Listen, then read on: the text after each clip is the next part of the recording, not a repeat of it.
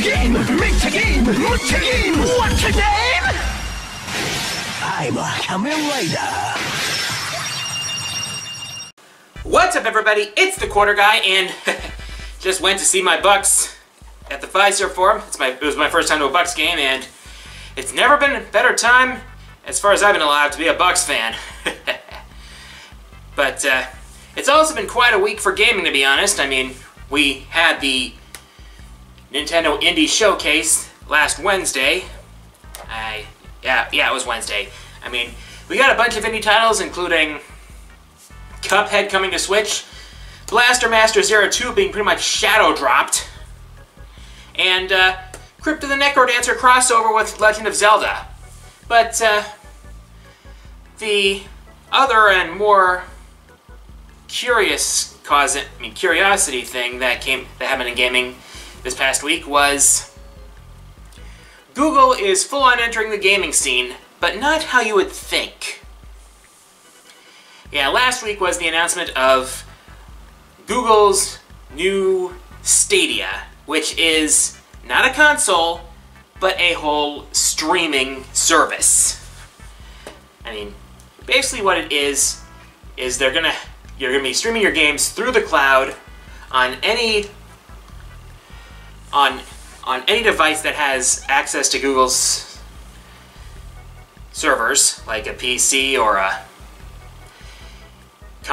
console web browser, or anything with Chromecast, basically. And they're touting such things as 4K 60 FPS, being able to launch into a game right from a YouTube stream, ability to share streams right away to YouTube via their new controller, which works through Wi-Fi, and other stuff. But honestly, I am not convinced at all. And there are a couple reasons why that is. First off, their promise of no latency 4K 60 FPS, that would be tempting were it not for how unreliable YouTube has been on some occasions. I mean, sometimes you have trouble getting a video to load at 1080p. How do you think they're going to be able to stream at 1080 at 4K at 60 FPS? Yeah, press X to doubt. Also, the controller working through Wi-Fi is a pretty not eyebrow-raising thing. It's like, I mean, if you have a Bluetooth-enabled device, you should be able to use Bluetooth. But I'm guessing the Wi-Fi controller is meant to access their game servers directly. But any controller compatible with the device you're playing on will be able to use Stadia games. But I think the biggest issue with Stadia is the fact that it is indeed a cloud-based service. Here, let me explain what I mean. First of all, you're gonna have to have a constant, stable internet connection to even play these games, from what I understand. And that alone basically restricts this entire service to areas that have high internet. So imagine living in a rural area. And rural areas, especially in the US, that don't have access to broadband, they don't have access to reliable broadband, would pretty much be cut off from this service. But another and more pressing concern with this service is the fact that, that it being a streaming service, you'd only be able to access games on it that are currently available on that would be current at the time on Stadia. There's a chance that certain games could be removed from it and you wouldn't be able to play it on the service at all. Now, this is already an issue with digital distribution services. I mean, you can't download Scott Pilgrim vs. the World from the digital stores anymore. PT, the Wii Shop channel, probably other examples too. Oh, that's right! Marvel vs. Capcom 2 for Xbox 360 and PS3. Yeah, you can't download those anymore either. Because they didn't put them on after the original agreement between Capcom and Marvel expired. So, yeah. Imagine having that for an entire service. Yeah, I've got reason to be kind of skeptical about this. But that's just my thoughts on it. Alright. Let me give you some updates. I am currently working on putting together a Discord server for both community, both for general public user stuff, and it'll handle my Patreon rewards as well.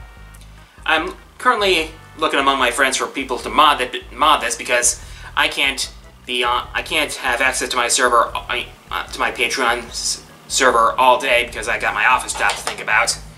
But once that server goes public, I will post a community tab post to the Discord server, and it will be in my descriptions from that point onward.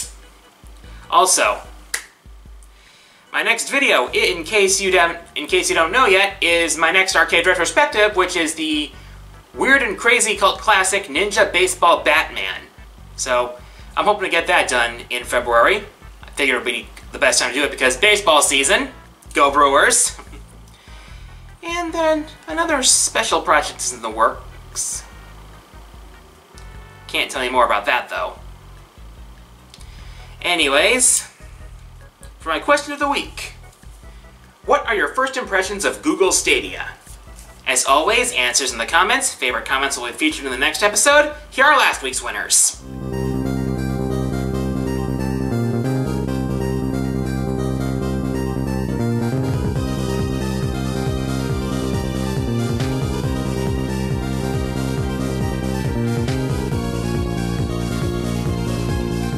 And with that, time for the fourth wall mailbag. As always, look for the community tab, and I'll answer my favorite questions in the next episode. First question this week comes from Brian's Gaming News channel, who asks, if Nintendo announced Ragna for Super Smash Bros. Ultimate, how hyped would you be? I'd be pretty damn hyped.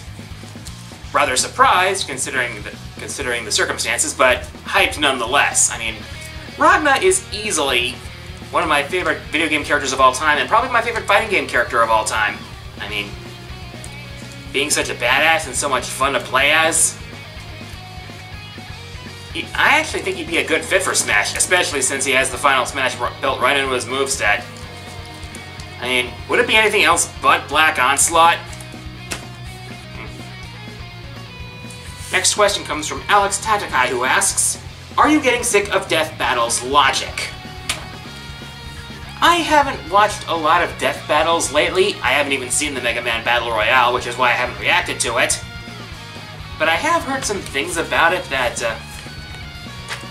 kind of bug me. It's like, if I were to make comparisons between characters, I would only compare stuff that is actual canon.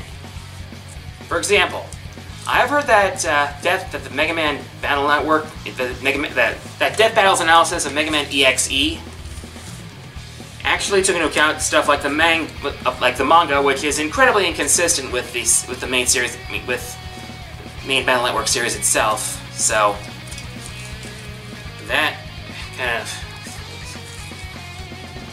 my point is, analysis should probably stick to the canon of whatever you're analyzing. That's just what I'm saying here. Next question comes from Aurier Ballardier, who asks, excluding Ivysaur and Decidueye, which grass type starter do you think would be badass enough to face Greninja and Incineroar in Smash? That's an easy one. Sceptile from Gen 3. Gen 3 hasn't gotten a lot of representation in Smash. I mean, we haven't gotten a playable Gen 3 character in Smash, where we've gotten the... Now, come to think of it, we haven't gotten anything from Shoto either as playable, but Smash only comes out so often, so yeah, those are your options there. But Greninja's got so many unique moves for grass. I mean, so many cool moves for a grass-type starter. Leaf Blade, for example, and a bunch of other moves too. And it's got a Mega that it could easily use for its final smash, so that would probably be the best choice there. Besides, Pokken Tournament. Just Pokken Tournament. Last question this week comes from PetroDC16 Omega, who asks, did you play Cuphead yet? Watch your grammar.